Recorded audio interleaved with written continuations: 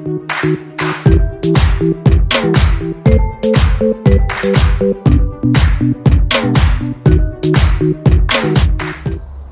afternoon and welcome to the Tameside Reporter Football Preview Show.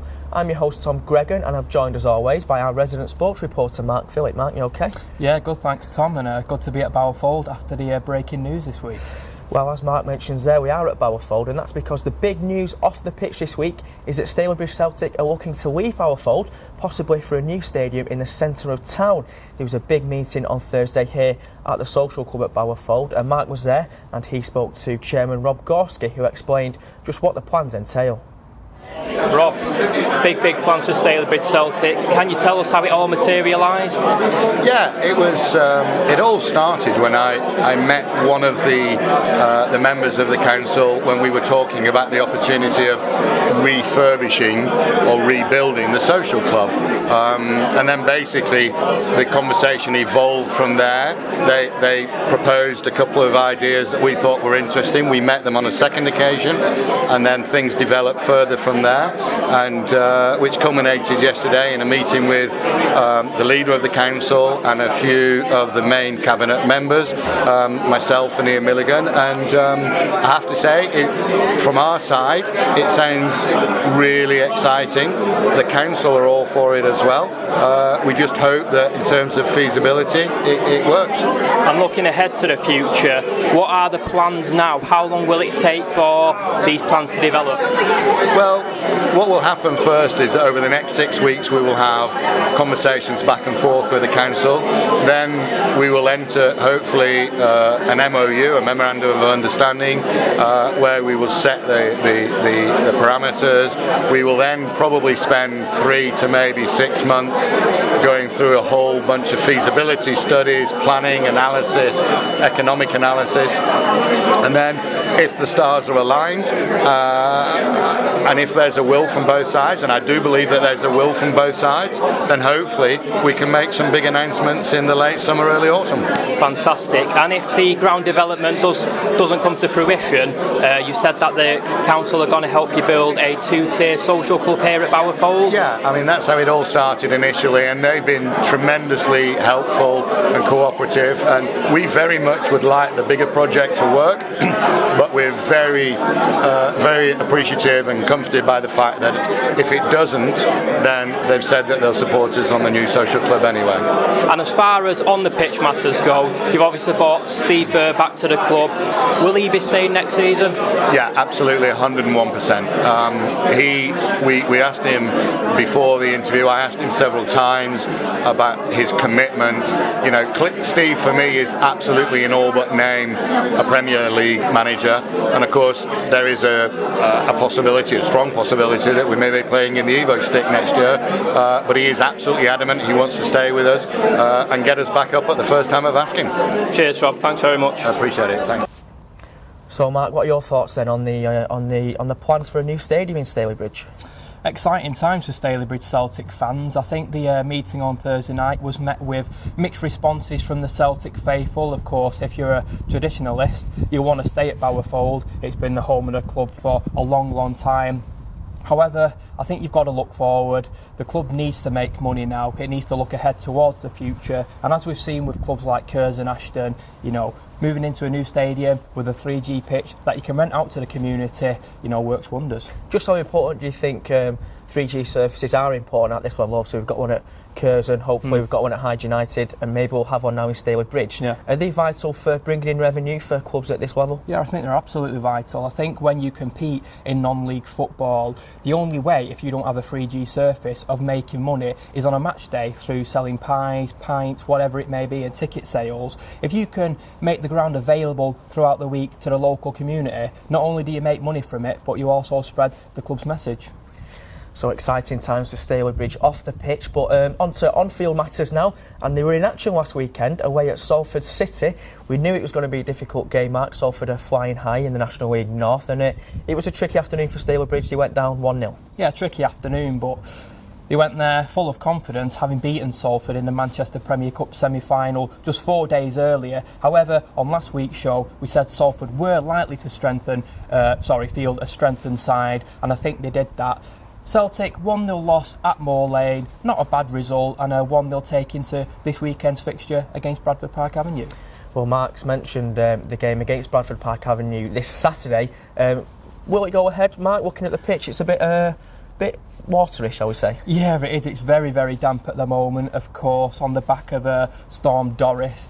It's not looking likely to go ahead, I have to say. I think we both stepped on the pitch before water comes up over your shoe, so it's not looking likely, but as long as it doesn't rain overnight, then who knows? Fingers crossed for the weather then. But if the game does go ahead, it's a huge game for Stalybridge. They've got two massive games here at Bowerfold this week.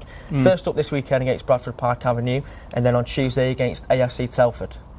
Yeah, two massive games, both must-win games, but then again, every game until the end of the season is must-win for Celtic now. There's 15 points adrift of safety, and maybe they should enter these games with no pressure on them, because a lot of people have already written Celtic off. If they can go into these games and claim 3 points, build some momentum, then maybe they'll pull off the impossible. Just a quick word on Bradford Park Avenue, because they looked dead and buried earlier in the season. They've been on a fantastic run. They're now 3 points above the relegation zone, so it's not going to be an easy afternoon for Bridge. Yeah, absolutely. And Steve Burr referred to Bradford's rise in his post-match comments following the defeat at Salford last weekend, and he said exactly the same as you. They looked dead and buried a few weeks ago. They've managed to pick up a few consecutive victories, and it really does push you up the table. Not only does it push you up the table, but it boosts morale as well. So let's talk now about Stalybridge's National League North rivals Curzon Ashton, who had a fantastic weekend. They put in a fantastic performance at home to Alfreton Town, winning 5-0, Mark, and key player again, Matt Warburton, scoring a hat-trick. Yeah, absolutely brilliant performance from the Nash, and that ended a 3-game winless run. Curzon really needed this victory, of course. When you go on a winless run, maybe doubt creeps into the mind, and they would have been looking over the shoulder thinking, oh no, we might get sucked into a relegation battle right now. But they proved the doubters wrong. They picked up the 3 points in emphatic fashion, and as you said then, Matt Warburton, 10 goals since he returned to the club only a few weeks ago.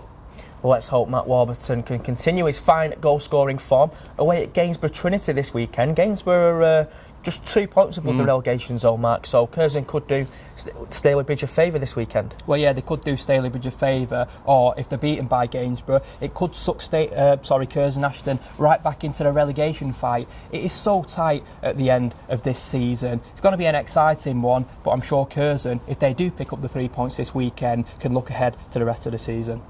Well, off the pitch at the Tameside Stadium, Curzon are calling on local businesses to help raise funds towards replacing the artificial surface down at the Tameside Stadium, replacing it with a 3G pitch. The National are looking to recruit 50 businesses into buying an advertising board for just £500. And to hear Mark's interview with Curzon Vice Chairman Wayne Salkeld, you can tune into the Sporting Spotlight tonight at 6 o'clock on Tameside Radio. Well, we'll move across town now to Ashton United in the Evo Stick Premier Division, who had a fantastic weekend last week, as well as they won 3-1 away at Colville Town. Ryan Crowther on the score sheet again, Mark. He's in fine form, and a big win for Ashton. A massive win, and it ended a 2-game losing run for Ashton United. They are currently 8 points outside the playoff zone, and we've said in recent weeks that it would be a real stretch to reach the playoffs this season. But they can look forward to the rest of the season now, pick up the 3 points in every game, finish in a decent position, and of course, Tom, they can also look forward to the Dooton League Cup semi-final. That's it. Well, they've got a quarter-final, you're right, against Bamber Bridge. That'll be played on Tuesday the 14th of March after they beat Farsley Celtic in the last round. But this weekend they're away again, this time at Rushall Olympic. It's a bit of you were talking about Ashton's playoff chances there, but it's a bit of a mid-table sort of dead rubber, this one, would you say? I wouldn't say it's that for Rushall Olympic. They're only 3 points outside the playoff zone at the moment. Let's not forget, at the start of this year, Rushall sat proudly at the top of the table. It's been quite a fall from them, hasn't it? It has. They went on a 5-game losing run. They ended that last weekend, so maybe they'll have some doubts entering this game this weekend, but who knows? We hope Ashton do win. We do indeed. So let's move now into the Evo Stick First Division North, and the first of our 4 teams is Hyde United, who are in fine form. They made it 5 games unbeaten with a 3-0 win at home to Kendal Town at the weekend. They're in great form, the Tigers. How long can they keep this going? You'd hope they can keep it going until the end of the season, and if they did keep it going, then maybe they might just edge their way into the playoffs given recent form. However, it is a bit of a big ask, isn't it, for Darren Kelly's side at the moment, but like I said with Ashton United, if they can just keep on picking up the 3 points and finish in a decent position, that will be a great first season in charge for Darren Kelly, and they can also look forward to the Cheshire Senior Cup semi-final against Crewe Alexandra. And they've got a great opportunity to make it 6 games unbeaten this weekend when they travel to Burstall, who currently sit bottom of the Evo Stick First Division 1 North. But as we saw from Burstall's result last weekend, they shouldn't be taken lightly, Mark. No, absolutely not. They drew 1-1 with Brighouse Town, who kind of sit, I guess, mid-table at the moment. Brighouse, I think they were not one of the favourites to get promoted this season. Their chances have pretty much been reduced over the past few weeks, but as you said then, don't discount Burstall. I think they could put Hyde United under some serious pressure this weekend. Well, Hyde had a great weekend last weekend, but one team that didn't was Droylsden, who were playing Trafford at the Butcher's Arms. They got beat 3-0, Mark. We knew it was going to be a tough afternoon, but perhaps didn't expect a defeat this heavy. No, I was actually at the game last weekend, and I have to say I was pretty disappointed in the Droylsden performance. I expected them to at least play for a draw against Trafford. We saw Hyde United claim a 1-1 draw in the week previous, but as it happened, they just didn't turn up on the day, and Trafford were worthy winners, and that sets them up for a nice end to the season. Do you think Droylsden, because they're safe from relegation, it's going to take a big stretch to get in the playoffs, do you think they're getting a bit complacent now?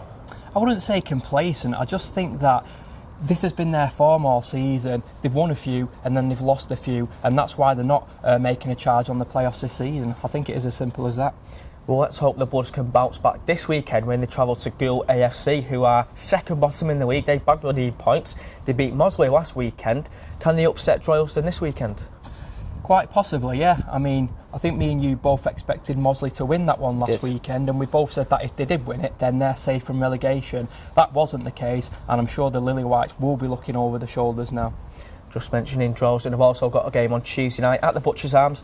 That's at home to Colwyn Bay. But we will talk about Mossley now and the defeat to Mossley A.F.C. we've just been talking about. It was a shocking afternoon for Mossley, really. They were at home. They should have picked up 3 points and they left with nothing. Yeah, you'd think they'd pick up the 3 points at Seal Park, wouldn't you? But then again, they've hardly been prolific at home this season. But to be beaten by Goole, who occupied a last remaining relegation spot, really increases the pressure on Mossley. And I think this weekend they will have to pick up a victory. Well, you say they have to pick up a victory, but they're away at Trafford, who were obviously Droylsden's tormentors last weekend, so it's unlikely. It is unlikely, and it further increases the pressure on them, doesn't it? I mean, if you'll pick up a victory this weekend and Mossley lose, then I think that brings them to within 5 points of each other.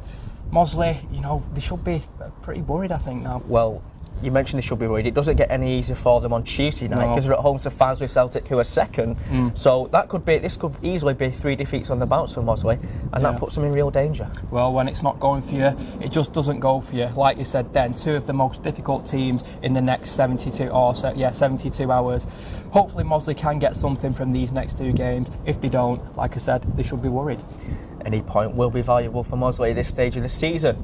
The last team we need to talk about is, of course, Glossop North End, who enjoyed a miserable afternoon on Saturday, getting beat 4-2 at home to Radcliffe Borough. It was a game you really expected Glossop to win. They're now 4 points outside the playoff zone. They were top of the league, 6 weeks ago? So what's gone wrong at Glossop?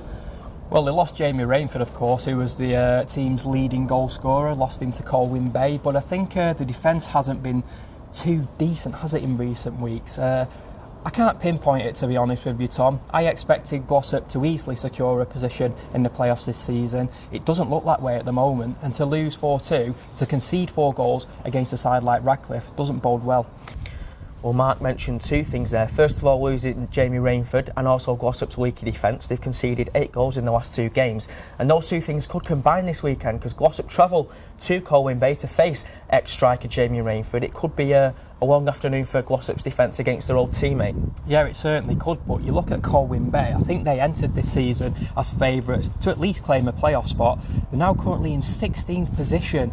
They've obviously suffered 2 consecutive relegations, so I thought they would be challenging at the top of the table. It's not worked out that way, and they've not actually won a game for 10 games now. since I think the 6th of December. A long time. 10 games without a win for Colwyn Bay. Let's hope Glossop can make it 11. And then Glossop are also in action on Tuesday against bottom club Bursko, so they really should be looking for 6 points in the next week, Mike. Yeah, you would hope so, wouldn't you? And I think if they do want to make an assault on those playoff positions, then they have to collect maximum points from the next 2 games. Well, good luck to Glossop and all the Tameside teams in action this weekend and throughout next week. Don't forget, for a more in-depth roundup of Tameside football, you can listen to the Sporting Spotlight with Mark, Martin and Lee tonight on Tameside Radio at 6 o'clock.